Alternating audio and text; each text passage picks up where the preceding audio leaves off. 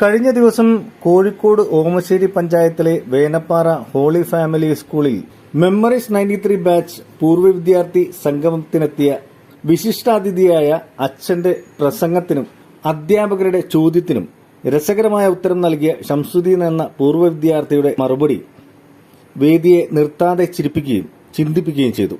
നർമ്മ രസകരമായ ഈ വീഡിയോ കാണുമ്പോൾ ഇദ്ദേഹം പറഞ്ഞ കാര്യങ്ങൾ നമ്മൾ പലപ്പോഴും ചിന്തിച്ചു പോകാറുണ്ട്. ജ്യേഷ്ഠന്മാരെന്ന് വിളിക്കാൻ കാരണം നിങ്ങളിൽ പലരെയും കണ്ടിട്ട് എൻ്റെ അപ്പൻ്റെ പ്രായം തോന്നിക്കുന്നുണ്ട്.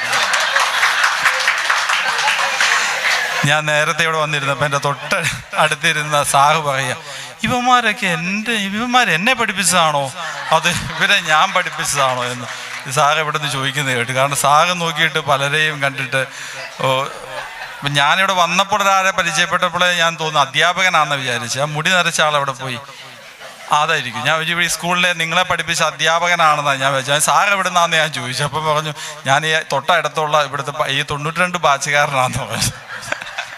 പക്ഷെ പെൺകുട്ടികളെ കണ്ടു കഴിഞ്ഞാൽ, നിങ്ങളെ കണ്ടു കഴിഞ്ഞാൽ നിങ്ങളിപ്പോൾ ഒരു വളരെ ചെറുപ്പാട്ടോ. അത് കാരണം ചോദിച്ചാൽ നിങ്ങളെ നോക്കുന്ന ഭർത്താക്കന്മാരുടെ ഗുണമാണ്. പൊന്നുപോലെ നിങ്ങളെ നോക്കുന്നുണ്ട്. ഇല്ലെങ്കിൽ നിങ്ങളുടെ അവസ്ഥ എന്തായാന്?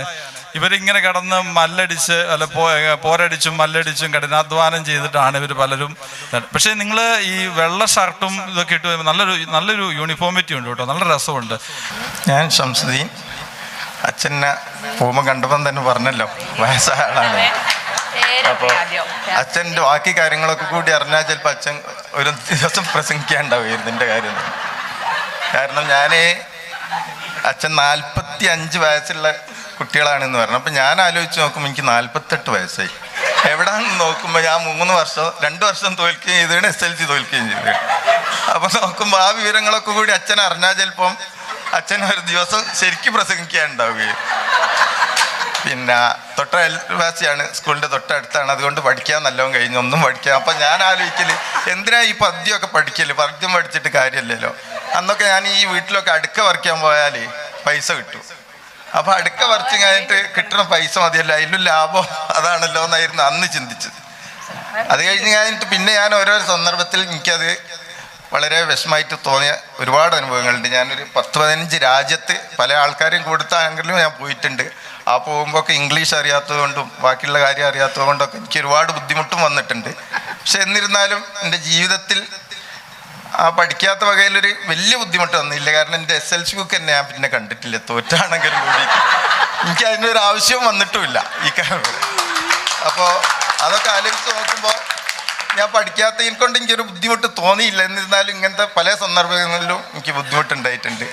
അങ്ങനെ ഞാനൊരു 95 ഞാൻ ആലോചിച്ച് ഇവരൊക്കെ 10-18 ലക്ഷം ഉറുപ്പ്യ കൊടുത്ത്, അന്നത്തെ കാലത്ത് 18-15 ലക്ഷം ഉറുപ്പ്യ കൊടുത്ത് സ്കൂളിൽ കയറിയിരുന്നു. അതൊക്കെ ഞാൻ അറിയും. ഞാൻ അന്നൊരു സ്കൂൾ മാടിച്ചിട്ടുണ്ടായിരുന്നു, ഒരു അത്തോളി വെൽക്ക് മാടിച്ചിട്ടുണ്ടായിരുന്നു. ഞാൻ മറച്ചും വിറ്റു.